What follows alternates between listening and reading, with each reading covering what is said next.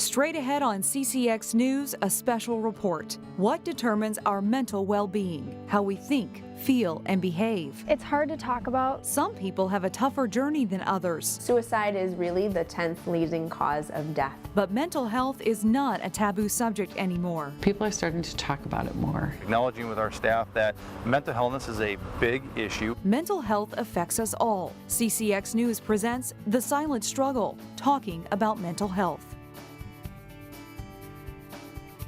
From high-profile celebrity suicides to new programs in our schools, mental health is in the headlines. But in our homes, mental health is still sometimes tough to talk about. Hello and thanks for joining us on this special report, The Silent Struggle, talking about mental health. I'm Shannon Slatton. Two young women shared their story with us about mental health, and their story rings true with many kids at school.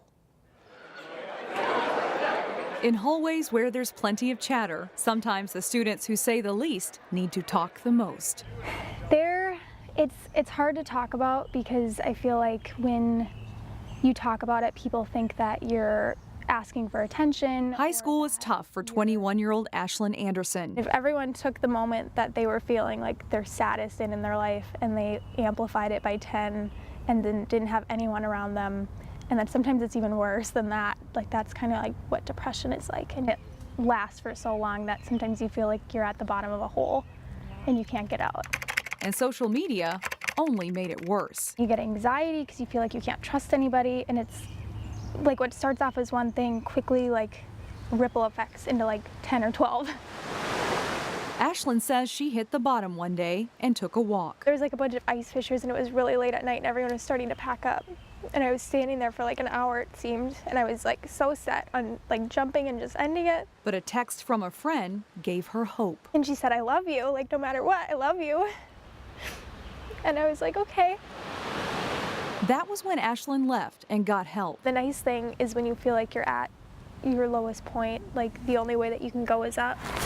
And I'm up. A few times a week, Ashlyn comes here, where it's okay to fall down. Knee pads, you okay? Ashlyn is intentional about surrounding herself with positive people. I try to skate a couple times a week. Like Brandy. Ashlyn and Brandy were close in middle school and shared a similar but separate journey. So, I don't know, we're trying to get good at this, but I think we'll start. Now, Sorry. they've reconnected. Exercising is one of my coping skills, so it releases a lot of endorphins. This one's actually pretty easy to go over. To get better at the skate park, you can't be afraid to fall. If you're not falling, you're not trying hard enough. You're not pushing yourself enough. Like work through it and persevere, and you fall a lot. You never see Brandy and Ashlyn actually help one another back up after a fall. That's the one I fell on. But there's never a doubt. It's so scary. Yeah. The support and encouragement is there. Having somebody so reliable and positive and like just wanting the best for each other, because I know she wants the best for me and pushes me to be the best person that I can be. They practice tricks, new challenges, knowing it's hard, but trusting it will get better every day. I found so many little things to live for that it's my friends, it's because food tastes great, it's because, you know, air is good to breathe. It's all, like, you start to notice these little things that you're really grateful for. Statistics say 1 in 5 adults will develop a mental illness during their lifetime. But the National Alliance on Mental Illness, or NAMI, say it's a young person's illness. Half of all mental illnesses emerge by the age of 14 and 75% by the age of 26. And I think in our society we tend to focus on adult mental health when really if we wanted to think about good outcomes, early identification and intervention, we need to be looking at it in children. Osseo area schools are doing just that this year, bringing mental health services inside schools through a new partnership. Reporter Meredith Heckler explains how it will work. The smiling faces of children are often thought to be carefree, but just like adults, kids too have their battles with mental health. I would say that the mental health need is very strong in Osseo and just in state in general. I think that I'm very glad that the awareness is increasing and that we're getting services accessible to kids. All Osseo schools will now have a licensed therapist on campus every single day. The Lee Carlson Center for Mental Health and Well-Being are the providers. Our schoolwork really goes back to our origins as an organization, and the programming is a little different now than it was when it started. But really, the idea was that students are encountering challenges that they need help with, and if we can tie in with them at schools, we were on the forefront of that very early on in the organization's history. Now the nonprofit serves 55 schools across 7 districts in the North Metro. The expansion comes through increased state funding. I think what lawmakers realized at the Capitol, and this is lawmakers from both sides of the aisle, thinking that this was a great program that we were implementing even in the last 5-year cycle of programming that was offered in the state, that they wanted to expand this and make sure that it reached every part of the communities across Minnesota. And the Lee Carlson Center hopes to expand even more. I think that in our country we're generally having an increased awareness, and really across the world, an increased awareness for mental health, and that's something that I think is really great. I think that increased awareness has really led to the increase of access to services like us. We want to eliminate barriers to access. If we're doing that, we feel like we're doing well by serving the community. Meredith Heckler, CCX News. And once students are at home, it's more important than ever to connect with your children and your teenagers. Find ways to have those tough conversations. It might sound kind of funny, but some of the best conversations with teens happen in the car. They don't have to look at you. You're side by side, or they're in the back seat, and sometimes it's easier to have tough conversations. Walking with them is another way to do it, but they're not going to sit down at the kitchen table and spill the beans, right? So you have to find some other ways to be able to have those kinds of tough conversations. Getting out and going for a walk isn't just for teenagers either. Maple Grove therapist Jenny Ryman uses walk and talk therapy with her clients. Not having to look at a therapist face to face keeps people relaxed. The exercise also gets endorphins flowing. Ryman says she'll continue to hit the trails in Maple Grove with her clients because it works. Often our schedules can be so packed that it can be difficult for people to make time for a therapist. As Delane Cleveland reports, a Maple Grove woman has started a thriving business that allows busy people easier access to therapy. Everyday life is filled with distractions that occupy our time. We hear a lot. Number one, I don't have time. But people have time for things they prioritize. And Dr. Lisa Herman has made it her goal to provide busy people in need of therapy with a gift of convenience. It's private and it's secure. Just like you would receive your therapy in person, we just see people by video. Dr. Herman runs the website Synergy eTherapy. It's a way to provide mental health care for people on the go or for those not comfortable with the traditional clinic setting. And we've had a lot of success with the clients that we've been seeing. We have a lot of people that want this. They are busy and they need mental health care and they just can't figure out how to fit it into their life. We first met Dr. Herman in 2017, shortly after the launch of her website. And in the time since, the number of therapists on the site has expanded, along with the number of states where they're licensed to practice. And that's our goal, is to help people to function better in their daily lives. We don't want them to feel stressed out going to therapy. Coming to us by video, wherever they are, really takes out a lot of barriers, a lot of stress. Dr. Herman and her team of therapists do free consultations for every person who might want to become a client, because telemedicine isn't always the best fit for every condition. If I'm feeling suicidal, is this right for me? And the answer is yes, maybe it is. We will do the assessment, and the assessment will be to ensure that this is a good fit. We won't have you join if we think you're going to be better served in person, face to face. She says that suicide is the 10th leading cause of death in the United States, and she's playing her part to ensure that those who need help can get it. But it is really great for kids, for families, for couples, for adults, really struggling with pretty much anything. Delane Cleveland, CCX News. Dr. Herman sat down with us for a wide-ranging 35-minute interview on mental health. For some of the highlights of that interview, you can go to a link on our website, ccxmedia.org. First responders have a difficult balancing act. They often respond to mental health crises. Up next, a case that rocked a police department and how it started a new conversation. But first, the National Alliance on Mental Illness, or NAMI, has a host of free information and services available. You can find their information online at namimn.org. Or if you are concerned about someone or having thoughts of suicide yourself, call 1-800-273-TALK. You can also text MN to 741-741. Welcome back. Police officers deal with stress on a daily basis. Sometimes they confront people with mental illness. Other times, it's the officers themselves who are in need of therapy.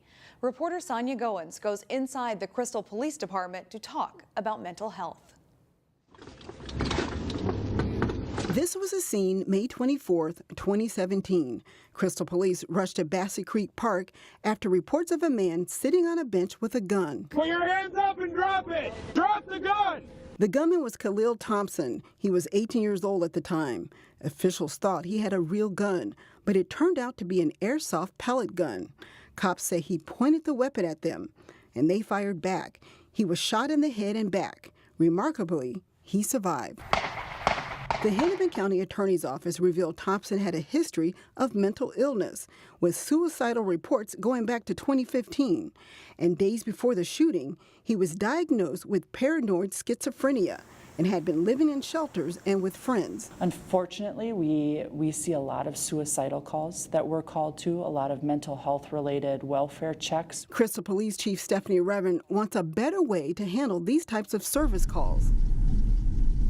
Crystal had 320 mental health related calls in 2017 out of more than 29,000 calls. We've been actively looking at ways to embed a mental health professional into our police department. The department had meetings with a mental health nonprofit called People Incorporated. We are the largest community mental health provider in Minnesota. The group currently has a social worker embedded with the St. Paul Police Department. When they get a mental health call, they basically go in and make sure that it's a safe environment. But they work as a team, so the social worker goes right out with them. The organization now trains with Crystal Police. However, Police Chief Stephanie Revan would like to have a permanent social worker on staff. I would love it. I don't know if the city's going to be able to afford it, but it is something eventually that I would love to have done here. Sonia Goins, CCX News. Chief Revering has not presented having the embedded social worker to the City Council just yet, but she says she will most likely approach the council next year when she has more data. First responders aren't the only ones who need to be trained when responding to someone with a mental illness. Acknowledging with our staff that mental illness is a big issue. It touches a lot of people in our community, and it's something that we got to be aware of and find ways to help out.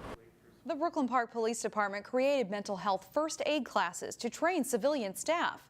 This course teaches city employees how to identify, understand, and respond to signs of mental illness. We have a lot of civilian staff citywide that interact with our residents, and some of those residents have mental health issues. And so part of this program was to train all of our civilian staff to be able to identify and properly assess those that have mental health issues while they're out in the public. Some advocates hope mental health first aid becomes as common as CPR training. Mental illness doesn't just impact one person, it impacts family and friends too. That story is coming up next. But if you're concerned about someone or even yourself, you can call or text the number on your screen to get free, confidential help. According to the CDC, suicide rates are rising across the United States. Since 1999, nearly half the states in the U.S. saw suicide rates increase by more than 30%. These deaths make a lasting impact on family and friends. My brother thought it was, would leave us in a better place. If he left us, he left a note saying that he just was existing, and he didn't feel like he was contributing to society and being a part of our world. Laura Dizen's brother Aaron killed himself 4 years ago. He was 32. She says Aaron was a musician, an awesome chef, a great dancer, and someone who was kind, outgoing, and funny. Yet inside, he struggled with depression. Aaron took medication and saw a therapist every month. But Laura thinks if he would have felt more comfortable talking to people close to him about his emotions, he might still be here today. When people take their own lives, they leave behind loved ones who are left to deal with a wide range of emotions. And also that it's very sudden. It's not something you plan for. A lot of diseases, unfortunately, you know that there's a time limit, and we didn't know we had a time limit. And so I think it's every emotion you can think of. It's anger, and it's guilt, and it's sadness, and it's depression in itself. Laura has since become an advocate for suicide prevention. Depression is something that affects people of all ages, and that's especially true for the growing senior population. Oftentimes, you know, those happy golden years are not so happy and golden. Our seniors are struggling with health issues, pain, changes in their life overall. Carrie Brosted is a registered nurse at Trillium Woods Senior Living Community in Plymouth. She says one of the biggest ways that seniors can treat depression is by limiting social isolation and developing a network of friends. Being isolated can only make things worse for people, and so the more that they reach out, whether it's to their doctor, to psychology kind of services, reaching out to their own children, their friends, family, just asking for help. It's huge. Experts say depression affects about 6 million Americans aged 65 and older. The causes of depression in seniors ranges from losing loved ones to physical changes such as hearing and vision loss. Up next, tips for all of us to stay mentally healthy. But first, this Lifeline provides 24/7 free confidential support for people in distress. You can also find prevention and crisis resources for you or your loved ones by calling or texting the number on your screen. And finally, maintaining good mental health. We gathered a few tips to do just that. Some of it seems really simple. Sleep is actually extremely important. They've been doing a lot of research about, kind of bad sleeping habits and people not getting enough hours of sleep. Find a routine that works for you, one that includes good sleep, a healthy diet, and exercise. We know that nutrition and exercise play a huge role.